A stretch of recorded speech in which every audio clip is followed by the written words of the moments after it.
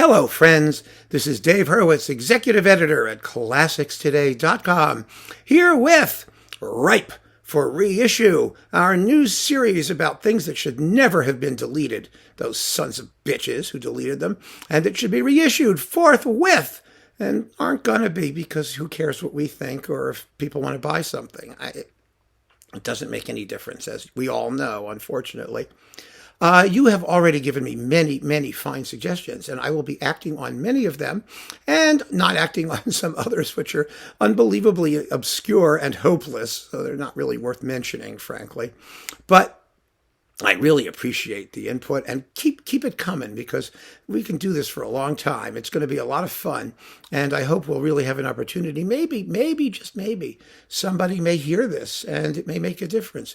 One title I absolutely have to agree up front.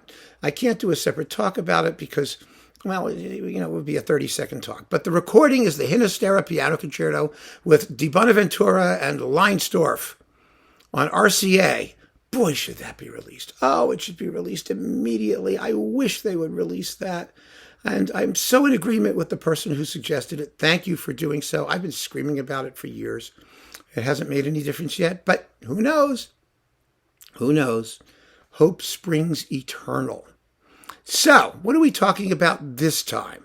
This is a rather obscure title, I must admit. But, it was never actually released in its integrity in the United States because it's a 2-disc set. But it is this. It's the Eugene Ormandy British Music Collection, which is on Sony Classical. This is a Japanese Sony Classical. See, there you go. You got the kanji things there, or whatever other of the 3 or 4 Japanese alphabets that are out there. I don't understand why this stuff. Oh, I know why it's not available. I always say, we don't understand. Oh, it's unaccountable. Perfectly accountable. Why? First of all, because it's Ormandy in Philly, who for decades hasn't gotten the love and respect they deserve, number one. Number two, it's because it's British music. And what killed these recordings was the fact that finally record labels began to distribute their stuff internationally. Because you got to remember, in the 50s and 60s, record labels were local. They licensed things back and forth and under various agreements. For example, Decca released things on RCA and, people mixed stuff up. But usually you had what was produced locally.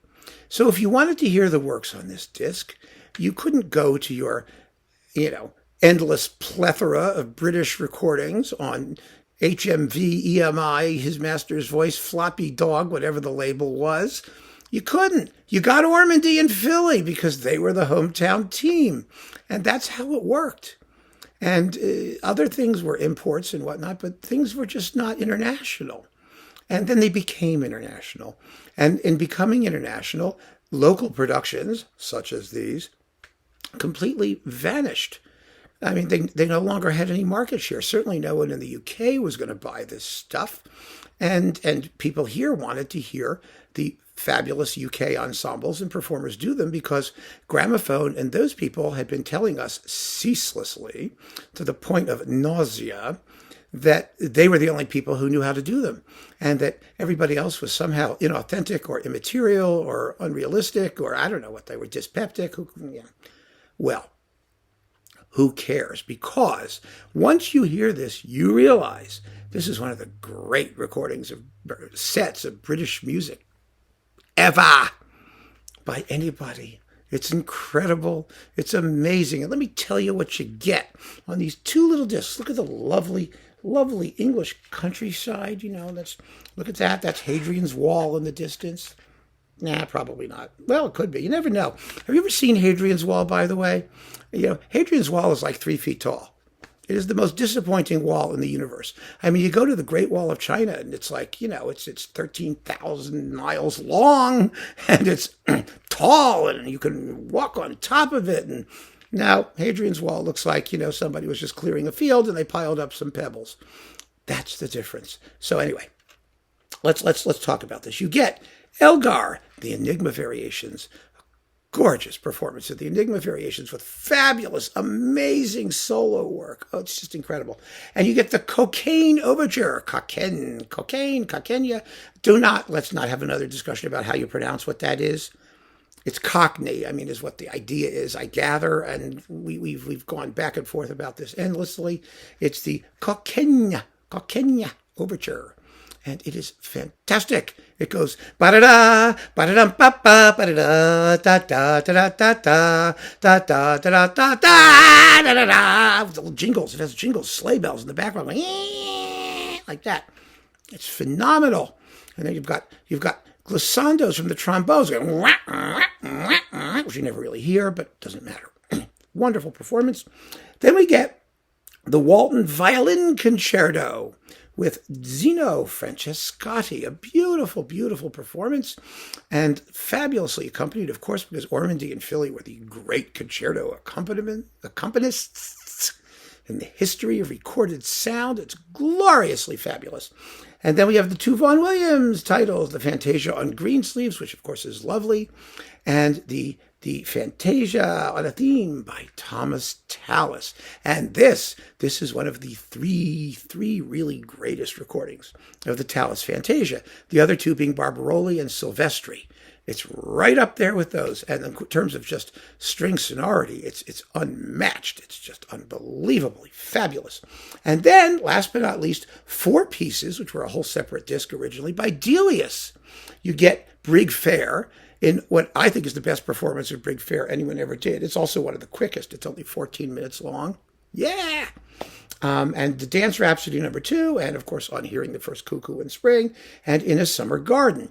Now, some of these things, the Delius and Vaughan Williams things, were a separate Essential Classics recording. There was also a big box of Ormandy Does British Music, believe it or not, because he did a lot. He really did quite a bit. There's a lot more than this. He did like facade stuff, and he did Belshazzar's Feast, and he did all kinds of stuff, because again, there was no competition for that back in the day. So this 2-disc set is some of the most beautifully played, fabulously assembled, marvelously evocative British music ever recorded by anybody ever.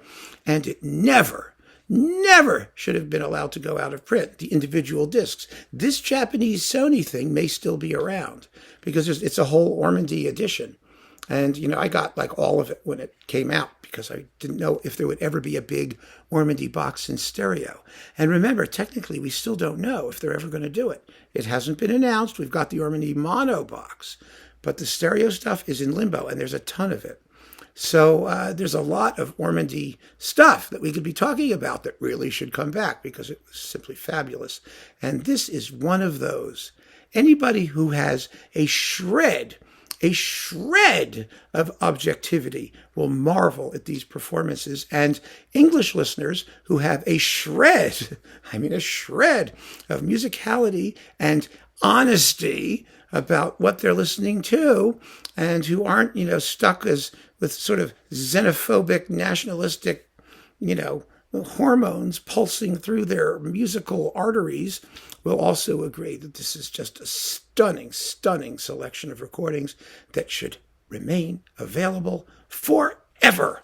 It is ripe for reissue. So keep on listening, friends. Thanks so much for joining me. Take care.